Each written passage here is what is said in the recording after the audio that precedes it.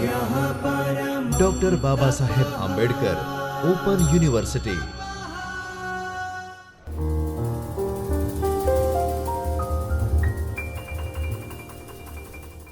नमस्कार विद्यार्थी मित्रों, doctor Baba Saheb Ambedkar open university Ahmedabad के इस चैतन्य स्टूडियो से मैं डॉक्टर राखी जैन, असिस्टेंट प्रोफेसर संस्कृत विभाग, आप सभी विद्यार्थी मित्रों का हार्दिक स्वागत करती हूँ। विद्यार्थी मित्रों, आज हम बीए द्वितीय वर्ष संस्कृत के पेपर नंबर एसकेटी कोम 202 संस्कृत कथा साहित्य इसके विषय में अध्ययन करने वाले हैं। इस पेपर का विभाग नंबर 1 संस्कृत कथा साहित्य परिचय, इसकी एकम नंबर 2 वैदिक अन्य लौकिक कथाओं, इसके विषय में हम अध्ययन करने वाले हैं। विद्यार्थी मित्रों, इससे पहले हमने संस्कृत कथा साहित्य परिचय का ही वैदिक अन्य लौकिक कथाओं, इसके विषय में ही हमने बात की थी। जो कथानक की दृष्टि से वर्गीकरण प्रस्तुत किया गया था, उसमें हमने वैदिक कथाओं के विषय में चर्चा की थी कि वैदिक कथाओं का वर्गीकरण किस प्रकार से किया जा सकता है। तो हमने उसके लिए 3 प्रकार से वर्गीकरण किया था: विषयगत वर्गीकरण, स्वरूपगत वर्गीकरण एवं प्रकारगत वर्गीकरण। विषयगत वर्गीकरण में भी हमने विस्तृत संकेत, सूक्ष्म संकेत और पूर्ण संकेत, इस प्रकार से इसको 3 भागों में विभाजित किया था। इसी प्रकार स्वरूपगत वर्गीकरण की अन्य प्रकार से विभाजन किया गया एवं प्रकारगत वर्गीकरण को भी अन्य प्रकार से विभाजित किया गया। तो इन वैदिक कथाओं के वर्गीकरण के विषय में हमने पढ़ा था। इसके बाद जो वैदिक कथाएं होती है, उन कथाओं के जो पात्र होते हैं, अर्थात कथाओं में अलग अलग पात्र होंगे, उसमें मनुष्य भी हो सकते हैं, पशु पक्षी भी हो सकते हैं, कि कोई देवता भी हो सकते हैं और कोई अचेतन वस्तु भी हो सकती है, कोई चेतन वस्तु भी हो सकती है। तो अलग अलग कथा के अलग अलग पात्र होते हैं। सभी कथाओं के जो अलग अलग पात्र होते हैं, उन पात्रों को हम किस प्रकार से विभाजित कर सकते हैं, उसके विषय में यहाँ पर हम बात करेंगे। जो वैदिक पात्र होते हैं, उनको 4 भागों में विभाजित किया गया है: देव, असुर, मानव और निम्न वर्ग। देव में किसको सम्मिलित किया जा सकता है? सभी प्रकार के देवी एवं देवताओं को यहाँ पर सम्मिलित किया गया है। अर्थात जो वैदिक कथाओं के पात्र होंगे, वो कोई देव भी हो सकते हैं, अर्थात कोई देवता, या फिर देवियां, जैसे अदिति इत्यादि ये देव हैं, ये देवियां, ये सभी को इसमें सम्मिलित किया जा सकता है। दूसरा है असुर। असुर अर्थात जो दानव या राक्षस होंगे, वो भी वैदिक कथाओं के पात्र हो सकते हैं, अर्थात वैदिक कथाओं के निर्माण में उनकी भी भूमिका हो सकती है। वैदिक कथाओं में जैसे अलग अलग पात्र होते हैं, किसी की क्या भूमिका होती है, किसी की क्या भूमिका होती है, तो उन पात्रों में हम एक असुर को भी सम्मिलित किया जा सकता है, असुर अर्थात राक्षस को। तीसरे पात्र है मानव।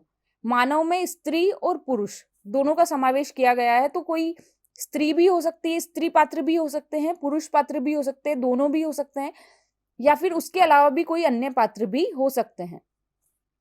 और चौथा है निम्न वर्ग। निम्न वर्ग में चेतन एवं अचेतन सभी वस्तुओं का समावेश किया गया है, जैसे पशु, पक्षी, इसके अलावा कोई अचेतन वस्तुएं हैं, उन सभी का इसमें समावेश किया गया है।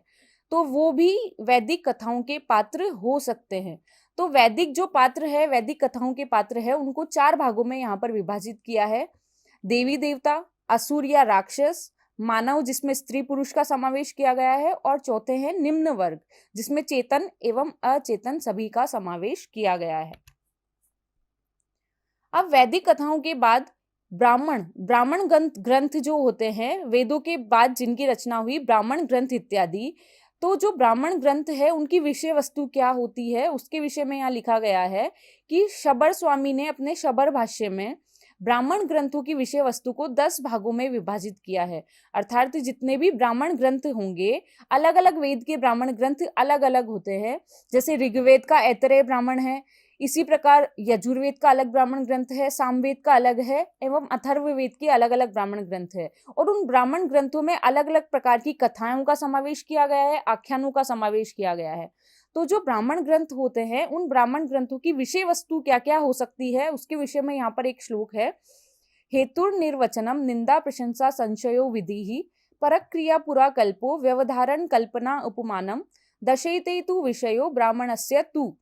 अर्थात जो ब्राह्मण ग्रंथ हैं, उनके कितने विषय बताए गए हैं? 10 विषय बताए गए हैं। कौन कौन से? हेतु, निर्वचन, निंदा, प्रशंसा, संशय, विधि, परक्रिया, पुराकल्प, व्यवधारण कल्पना और उपमान। व्यवधारण कल्पना एक ही है। तो इस प्रकार ये 10 विषय यहाँ पर ब्राह्मण ग्रंथों की विषय वस्तु को 10 भागों में यहाँ पर विभाजित किया गया है। अर्थात जो ब्राह्मण ग्रंथ होंगे उनकी जो विषय वस्तु होगी, अर्थात उसमें जिस विषय का समावेश किया गया है वो किस आधार पर आधारित होंगे, अर्थात कोई हेतु भी हो सकता है, कोई निर्वचन भी हो सकता है, किसी की निंदा प्रशंसा या कोई संशय विधि अर्थात यज्ञ इत्यादि कुछ भी हो सकता है, व्यवधारण कल्पना हो सकती है, उपमान इत्यादि सभी 10 विषयों का यहाँ पर समावेश किया गया है। इनमें से कोई भी विषय वस्तु ब्राह्मण ग्रंथों की हो सकती है। कथानक की दृष्टि से अब ब्राह्मण साहित्य की जो कथाएं होगी उनको किस प्रकार से वर्गीकृत किया जा सकता है, उसमें बताया गया है कि 3 प्रकार के वर्गीकरण यहाँ प्रस्तुत किए गए हैं। विषयगत वर्गीकरण, प्रकारगत वर्गीकरण एवं स्वरूपगत वर्गीकरण। जैसा कि हमने इससे पहले वैदिक कथाओं के वर्गीकरण के विषय में पढ़ा था, उसके भी 3 ही प्रकार के वर्गीकरण थे, विषयगत, स्वरूपगत एवं प्रकारगत। तो जो ब्राह्मण साहित्य की जो कथाएं हैं उनको भी 3 प्रकार से वर्गीकृत किया गया है। उसमें सबसे पहला है विषयगत वर्गीकरण। विषयगत वर्गीकरण अर्थात जो कथाएं हैं उनकी विषय वस्तु क्या क्या हो सकती है, जैसे याज्ञिक यानी यज्ञ से संबंधित कथाएं, सृष्टि संबंधी अर्थात सृष्टि की उत्पत्ति किस प्रकार से हुई, इस प्रकार की जो कथाएं होती है, सामाजिक कथाएं, राजनैतिक कथाएं, साहित्यिक कथाएं, नैतिक कथाएं, देवासुर संग्राम संबंधी अर्थात देवताओं और दानवों के बीच में जो संग्राम हुआ था, जो युद्ध हुआ था, उससे संबंधित कथाएं भी इसमें हो सकती है। और अंत में वैदिक कथाएं अर्थात वेदों से संबंधित जो कथाएं हैं उनका भी समावेश इसमें किया जा सकता है। तो विषयगत वर्गीकरण में इतने प्रकार के वर्गीकरण यहाँ पर सम्मिलित किए गए हैं, अर्थात जो ब्राह्मण साहित्य की कथाएं होगी वो इनमें से किसी भी बिंदु को आधार बनाकर प्रस्तुत की जा सकती है।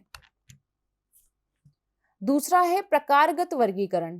प्रकारगत वर्गीकरण में भी धर्म गाथाएं, लोक कथाएं, अवदान कथाएं, पशु कथाएं और साहित्यिक कथाएं, अर्थात जो ब्राह्मण साहित्य की कथाएं हैं उनको अलग अलग प्रकार से वर्गीकृत किया गया है। अर्थात उसमें धर्म संबंधी गाथाएं हो सकती है, लोक कथाएं अर्थात किसी लोक देवता से संबंधित या कोई लोक कथाएं भी हो सकती है, अवदान कथाएं, पशु कथाएं, कोई पशु पक्षी इत्यादि से संबंधित कथा हो सकती है, अथवा कोई साहित्य किसी विशेष साहित्य से संबंधित कथाओं का भी इसमें समावेश किया जा सकता है।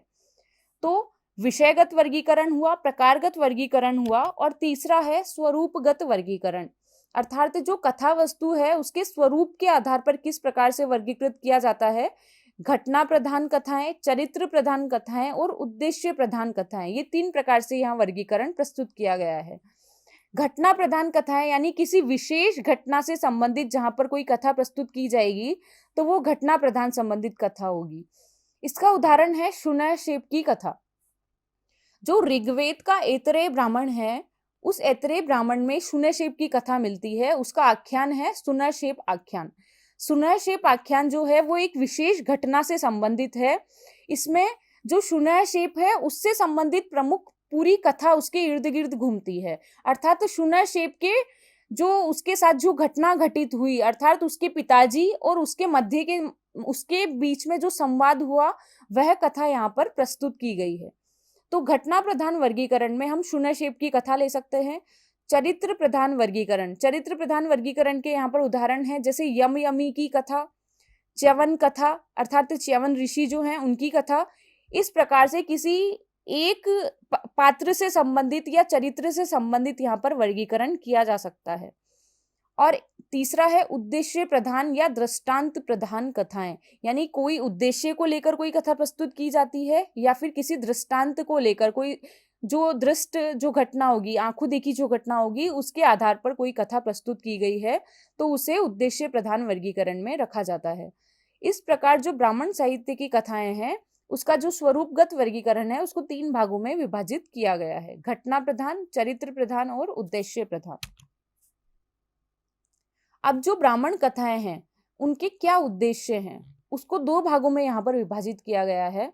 ब्राह्मण कथाओं का क्या उद्देश्य हो सकता है, पहला उद्देश्य या तो यज्ञ एवं याज्ञिक विधि का महात्म्य प्रतिपादित करना, अर्थात जो ब्राह्मण ग्रंथ हैं उनका उद्देश्य भी क्या है, यज्ञ, उनका विषय वस्तु क्या है, यज्ञ। तो उन कथाओं के जो ब्राह्मण ग्रंथों की जो कथाएं होगी उनका उद्देश्य भी क्या होगा, या तो यज्ञ या याज्ञिक विधि का, यानी यज्ञ संबंधी विधियों का जो महात्म्य है, उनका महत्व है, वह प्रतिपादित करना, वह सभी को बताना।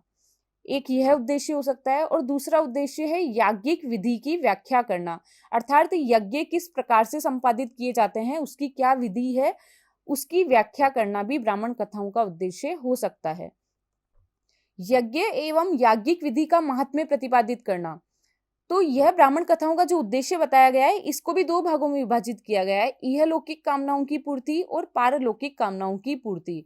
अर्थात जो ब्राह्मण कथाओं का उद्देश्य है, क्या उद्देश्य, यज्ञ एवं याज्ञिक क्रियाओं का जो महात्म्य है, उनका जो महत्व है, वह सभी को बताना। अब जो महत्व बताएंगे तो उससे या तो इहलौकिक कामनाओं की पूर्ति होगी या पारलौकिक कामनाओं की। इहलौकिक यानी इस लोक से संबंधित, और पारलौकिक अर्थात इस लोक से परे जो लोक है, परलोक से संबंधित कामनाओं की पूर्ति। अब इहलौकिक में क्या हो सकता है, जैसे शत्रु पर विजय प्राप्त करना, संतान प्राप्ति, पशु प्राप्ति, धन इत्यादि की प्राप्ति, या मन वांछित जो भी इच्छाएं हैं मन में, उन सभी कामनाओं की पूर्ति करना इहलौकिक कामनाएं। और पारलौकिक कामनाओं की पूर्ति यानी स्वर्ग की प्राप्ति को हम इसमें समाविष्ट कर सकते हैं। पारलौकिक यानी स्वर्ग की प्राप्ति। तो जो ब्राह्मण कथाएं हैं वो क्यों लिखी जाती है, उनका उद्देश्य क्या है, या तो इहलौकिक कामनाएं या पारलौकिक कामनाएं की प्राप्ति, और दूसरा है यज्ञ संबंधी जो विधि है उसकी व्याख्या करना, यानी जो यज्ञ संबंधी क्रियाएं हैं वो किस प्रकार से संपादित की जाती है, इन सभी विधियों की व्याख्या करना ब्राह्मण कथाओं का उद्देश्य माना जाता है। अब जो ब्राह्मण साहित्य है उसकी कथाओं के जो पात्र है उनका वर्गीकरण किस प्रकार से किया गया है, इसमें बताया कि कौन कौन से पात्र हो सकते हैं। जैसे देवता भी हो सकते हैं, जिसमें देव, देवी, अदिति इत्यादि का समावेश किया गया है। असुर अर्थात राक्षस इत्यादि भी हो सकते हैं। मानव में पुरुष और स्त्री दोनों का समावेश किया गया है। चेतन वर्ग जिसमें पशु, पक्षी इत्यादि का समावेश किया गया है। और अंतिम है जड़ वर्ग, जिसमें पर्वत इत्यादि, पर्वत, पहाड़, पठार इत्यादि जो भी जड़ वस्तुएं हमारे सामने दिखाई देती है, अर्थात जो चल फिर नहीं सकती, जो जड़ रूप में विद्यमान है, उन सभी का समावेश जड़ वर्ग में किया गया है। तो ब्राह्मण साहित्य की जो कथाएं हैं उनमें इतने प्रकार के पात्रों का समावेश हम कर सकते हैं। देवता, राक्षस, मानव, चेतन वर्ग और जड़ वर्ग यानी अचेतन वर्ग, इन सभी का समावेश ब्राह्मण साहित्य की कथाओं में पात्रों के रूप में किया जा सकता है।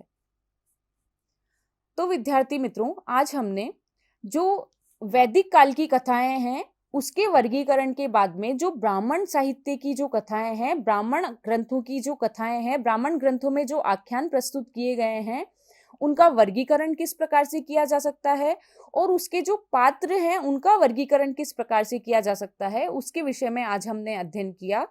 आगे हम अगले विषय के साथ मिलेंगे, आने वाले विषय के साथ मिलेंगे। तब तक के लिए धन्यवाद। स्वाध्यायः परः